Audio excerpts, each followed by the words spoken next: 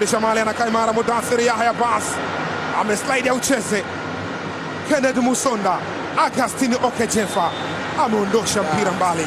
Hata hivyo imetafsirika kwamba ni madhambi ameyafanya Augustine Okejefa. Wanufaike Yanga. Mpira wa kichwa kaucheza na mguu na amemuonesha kwa ishara kwamba ulinyanyua mguu zaidi. Na ndio hiki kilichotokea. Hapa kukuwa na shida kwani alianza kucheza mpira. Wakati ana set angalia mguu wa Don Oka, lakini kwa upande wa pili pia kama angeacha hii basi angetoa Clatous Chota Chama kwani zote zilikuwa ni dangerous play. Chama yuko nyuma ya mpira. Clatous Chama! Karejesha tena ndani. Maxi! Wamejiweka wenyewe Simba. Wamejiweka wenyewe. Yanga ni liduda likubwa. Wanararua wapinzani. Ni Kevin Kitiri amejiweka. Wamoja hafai mbili.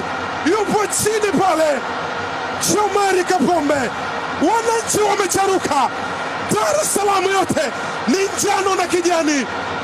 Vaibu limerudi tena. Osborn God Warriors mwamba kutoka Kindu Maxim Pianzengeli wamepeleka hatari call.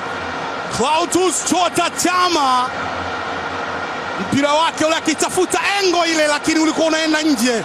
Pinpin akaurejesha mchezoni ukiwa unaonekana una hatari hivi.